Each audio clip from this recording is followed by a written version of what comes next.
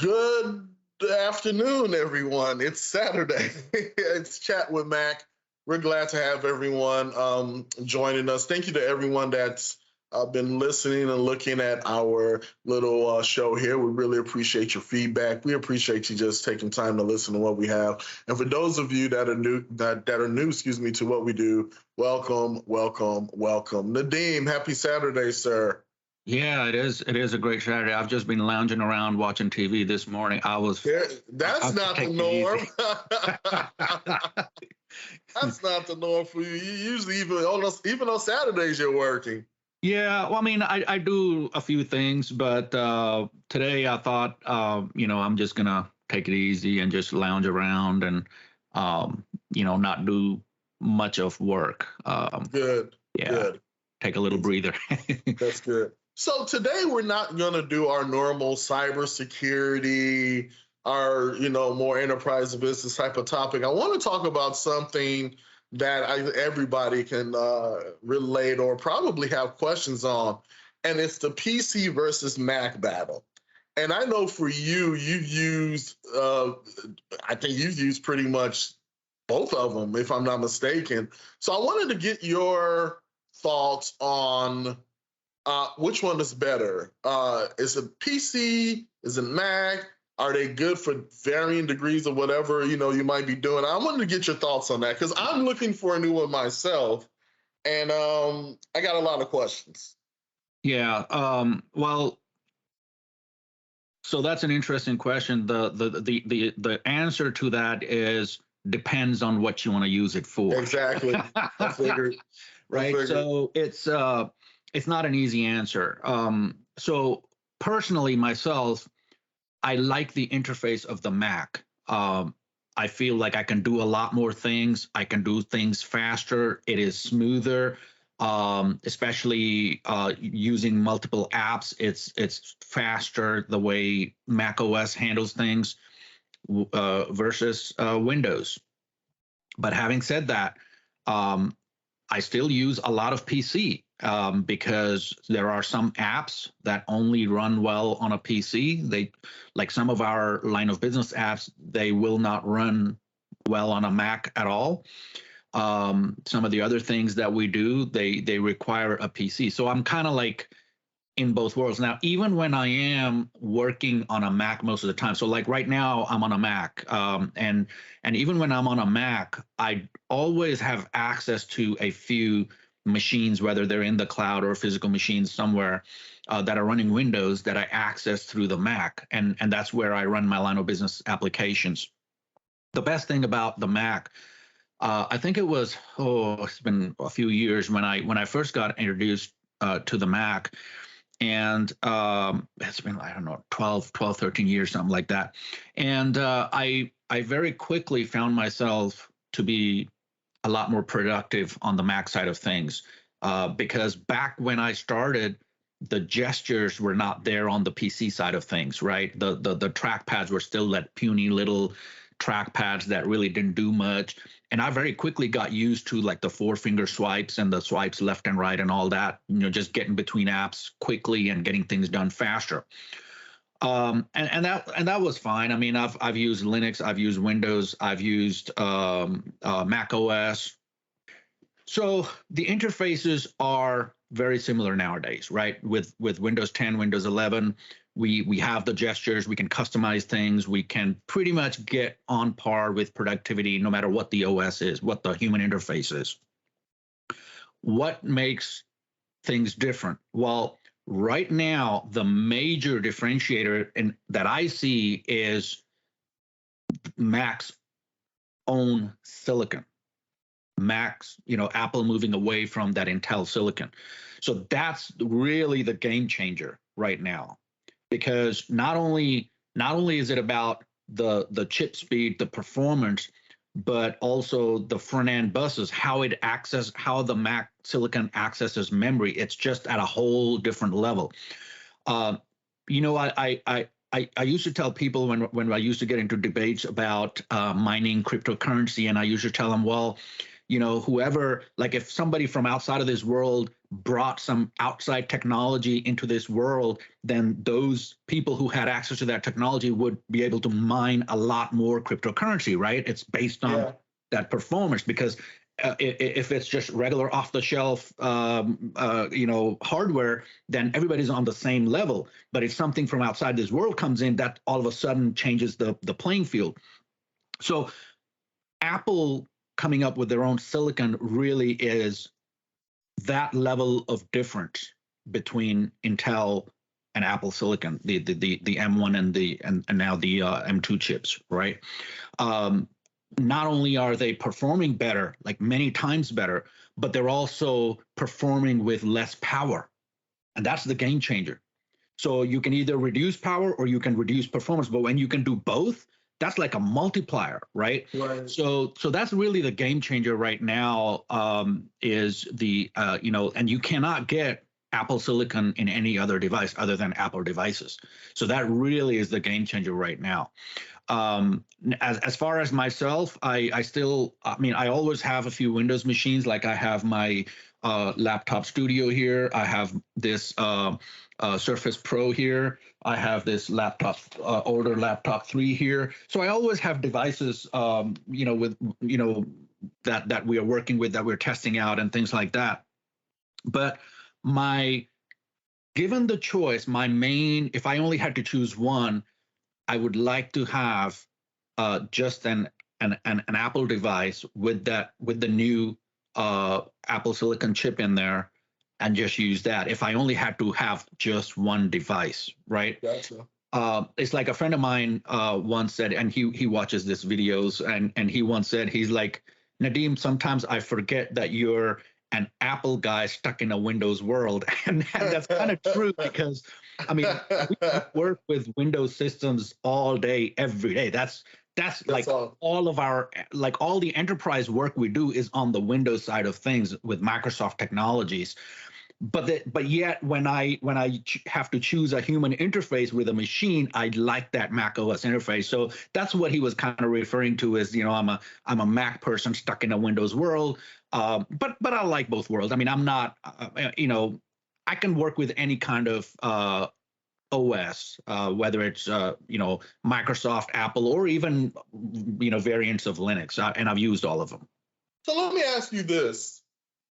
Being that, and I'm just making a really unsubstantiated guess, but you can really correct me on this. Being that the majority of businesses, enterprises use Microsoft products and all that, all of that from Windows to Microsoft notebooks, everything.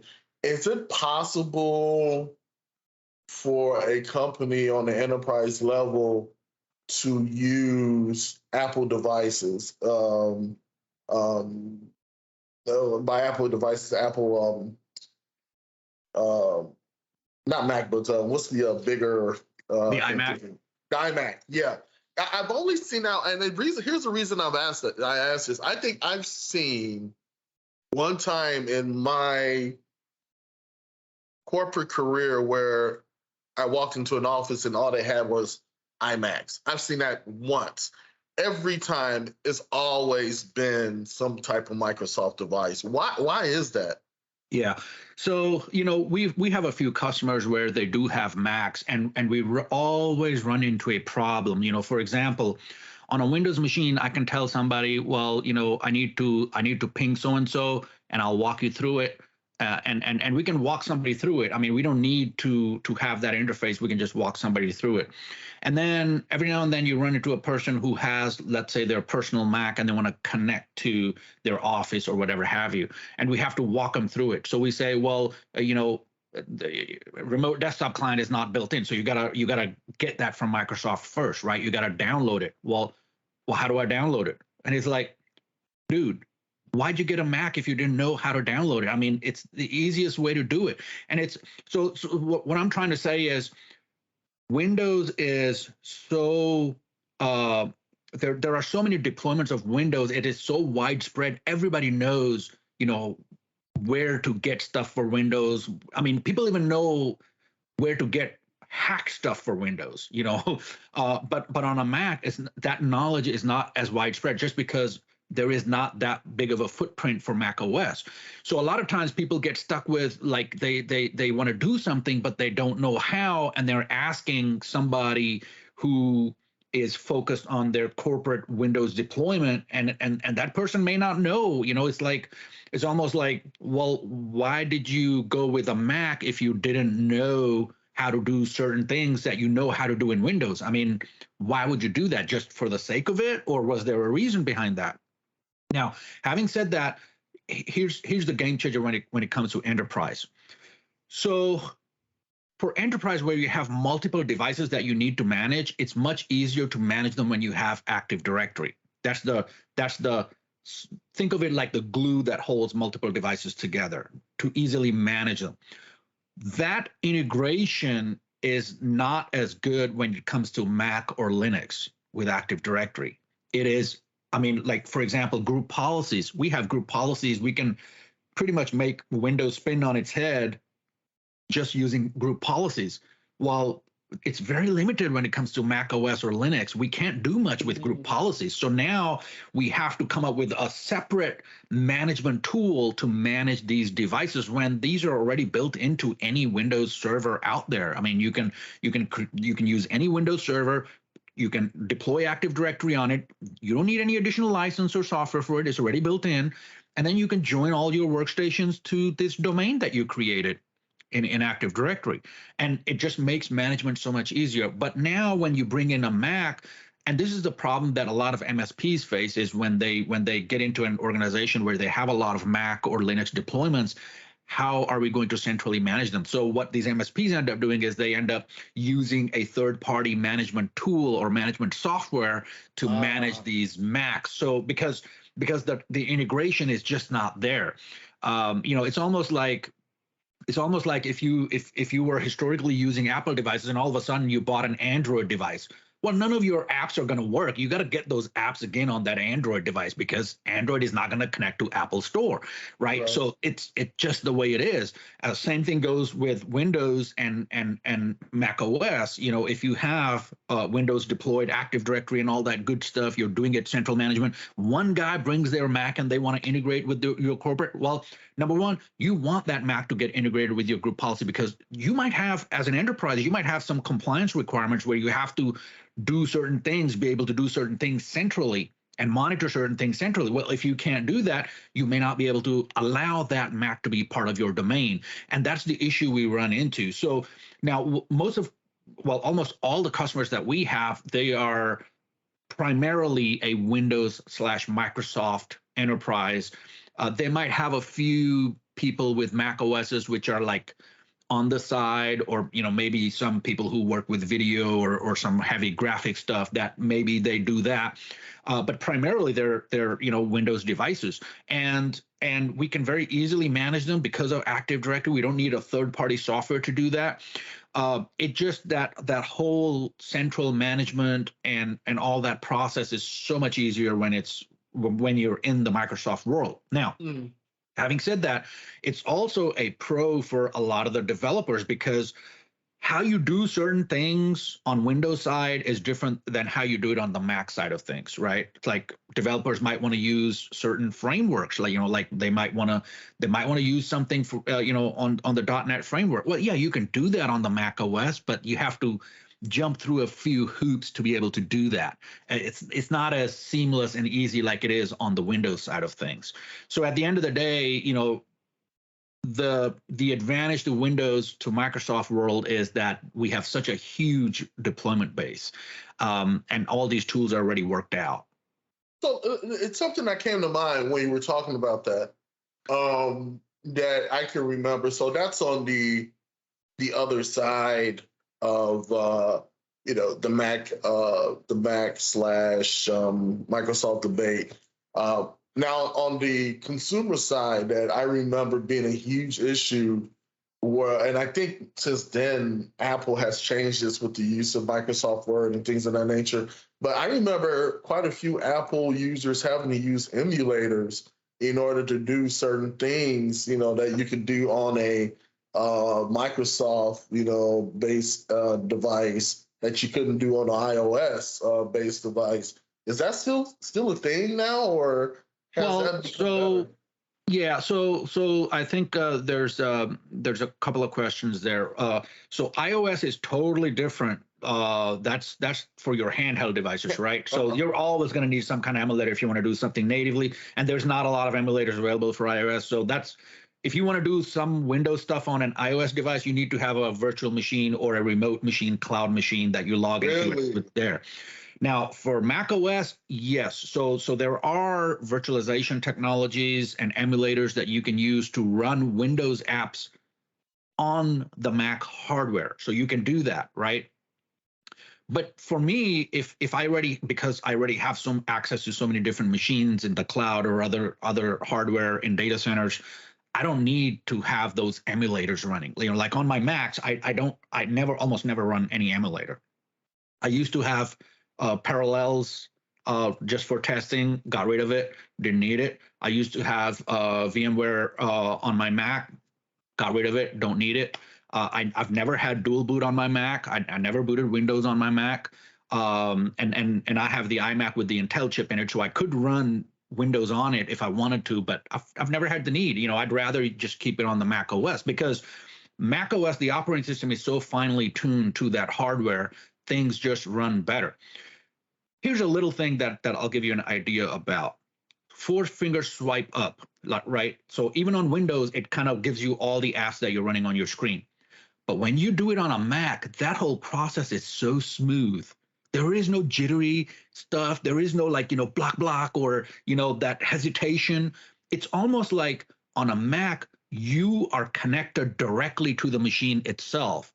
That trackpad is connected directly to the machine itself. You go up, you see the apps. I mean, you can move them like that, and they're like, man, I got like a metal lever that I'm using to do this. It's that feeling. You cannot like I cannot put it into words what that feeling is, but it's almost like you are directly connected to the elements on the screen on a Mac. That's not the case with other operating systems. There is some, depending on your usage, there is some lag. There is like a little laziness of elements as you move back and forth. It's not like you don't have that solid connection between the elements on the screen. And I think that experience that we have on a Mac OS side is just unbeatable. And I don't care if you're on Linux or Windows or any other, it's just you cannot replicate that on other OSs. And I've used pretty much all of them out there.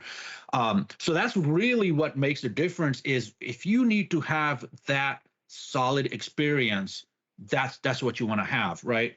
It's almost like so I use these machines, these are my tools. And a professional loves to have some good tools, right? So and I spend a lot of money on these tools. So when I'm doing stuff, I don't want to be waiting for my tools to be ready for me. I want my tools to be ready, and my tools should be waiting for me, not me waiting for my tools. That's how it Yeah, should be, right?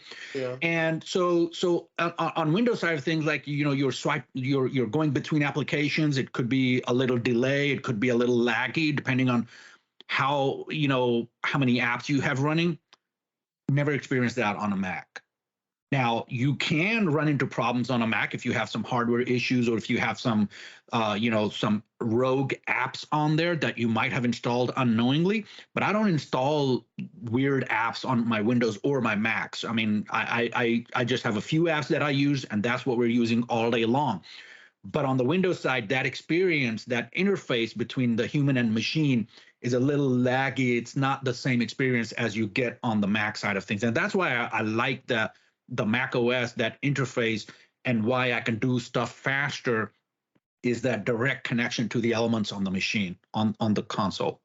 Let me ask you this, and to your point, and I don't have a whole lot of experience with the iOS, the Mac OS, but my buddies that use it rave, just like you, they rave about the user interface and just how smooth it is. They're like, they haven't seen that on a Microsoft device as of yet. Yeah, So not even Linux. I mean, even Linux. I was going to ask you about OS. Linux also. Yeah, I was just yeah, about, because I was going to say for the uninitiated, what exactly is Linux? Because yeah. I think a lot of people don't know what that is. Yeah. So, so Linux is actually much closer to Mac OS than Windows. Windows is the odd one out, right?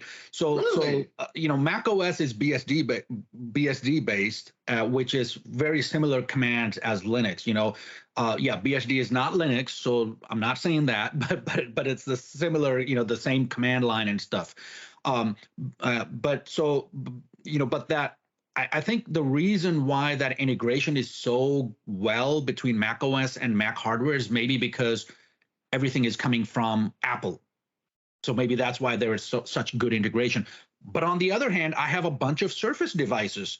That integration is not that well. I mean, the hardware, the software, everything is done by Microsoft, but yet we don't get that same type of interface that we get on the Mac OS. It's just so smooth and the connection is so good.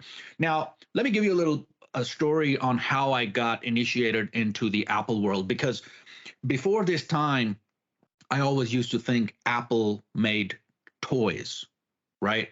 I never thought that Apple was anything that you can do work on. It was just a toy, right? I remember I was driving with my brother-in-law to, I think, either Corpus Christi or somewhere, and I remember we were driving. I was going to buy a motorcycle, and we were driving to go check out that motorcycle, and we had a phone system at the data center, and I had to reboot this phone system. So I was on back in the day, we used to have these HP little, what they call the iPAQ. IPAQ. Those were from not HP, but they were actually originally Compaq, and then of course HP bought them. But there were these Windows devices, Windows mobile devices, right? With the stylus? With the stylus, yes, with the Holy stylus. crap, that is a blast from the past. So I was in the car. So my brother-in-law was driving. I was in the car and I was trying to reboot this phone system, and it required me to click on this little radio button before I can hit OK to restart it. And I couldn't do it on that device. So, and I was like, man, I'm trying so hard to kind of pinpoint it. I just can't get it in there. And then my brother-in-law hands me this iPhone, right? This is my first time I've held an iPhone in my hand. And I'm like, what the hell is this? And he was like, well, just log in from here and do it from here. And I'm like, man, I can't do it on my iPad. What makes you think I'm going to be able to do it on this toy? And he was like, well, just try it, dude. What can go wrong? I'm like, okay. So I got in there and I finally found the browser, which was called Safari, which was weird. What, I've never heard of Safari before. So I go in there and I go to that URL, I log in, and I was like, now, how do you expect me to click this little radio button when I couldn't do it with my stylus? How am I going to click that with my finger? And he was like, just unpinch it, dude. Just zoom in. I'm like, what? He was like, just go like that with your fingers. And I'm like, no. So I tried it, and I went like that, and I was like, oh, man. Oh, man. That was the game changer for me. That really opened my eyes, and I was like, I gotta get me one of these. So, needless to say, I was able to reboot the phone system, and that was my entry into the Apple world. I got my iPhone. And we pretty much standardized on iPhones at that point. And I remember this was back in the Steve Ballmer days, when Steve Ballmer used to be at Microsoft, and he's been known to break stuff when he hears people talking about Apple stuff in his presence, in the room, and he's been known to throw chairs and break chairs and stuff, pissed off that people are talking about Apple. But at that point, we kind of standardized all of our handhelds were going to be these new Apple iPhones, and somebody said, well, what are people at Microsoft going to think? And I was like, we don't give a shit. What are they gonna think? I mean, they can't make a device that allows us to do these things. They need to wake up. And we never looked back. I got introduced to the iPhone. I got a Mac after that. I mean, I got everything. Now here's the bad part, right? So I got a Mac, and I'm using a Mac for about, I think, 30, 40 days. And my shoulder starts hurting. My right shoulder starts hurting. Well, come to find out, the muscles in my shoulder were going bad, and they needed surgery and all that stuff. But I am convinced it was because of that MacBook, because I can do so much with the trackpad. My right hand was just sitting there all the time on the trackpad. It didn't, the shoulder didn't move. I wasn't going like this. I was in one spot, and I realized this because one day I was sitting on the couch and I was using my MacBook, and my shoulder started to ache again, and I was like, and I moved it over a little bit, and the pain went away, and I was like, oh shit, this is what I'm doing. And that's what had happened because I was spending so much time on the MacBook with my right hand on the trackpad that my shoulder wasn't getting the movement that it needed, and I was getting that because of that non-movement. I was getting issues, and finally they had to cut the muscle in here and attach it down here, all kinds of stuff. But anyway, but that was a drawback to going to the Mac, because you can do so much just from the trackpad that I didn't have to do anything else. I didn't need to use alt tab or control escape or anything like that. Everything can be done from that iPad, and I can do it faster with the trackpad on that Mac OS. So I think that was a drawback to that. But I mean, right now, like I said, given the choice, I would pick Mac OS all day long for that human interface. Not for the actual applications, because some of my applications just won't run on a Mac, but that human interface, there is no substitute. In my mind, there is nothing better than the Mac OS interface. That human interface, they've got it locked down. And part of the thing is, like how every so often Microsoft changes the interface, and Apple interface has been the same, for generations now. Yeah. So when every time Microsoft changes the interface, I always get this thought in my mind. It's like, so Microsoft, what are you telling us, that you had it wrong before and now you have it right? Come on, make up your mind. I think they're trying to say it without saying it is basically what it is, But let me, and while we just a little bit of time, I'm curious because like right now I'm using the Microsoft Surface.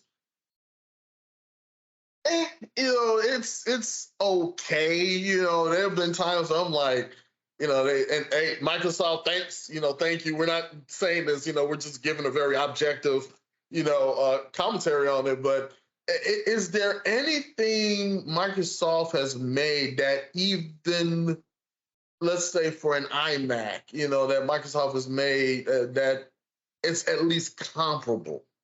So there are things where Microsoft has kind of passed Apple.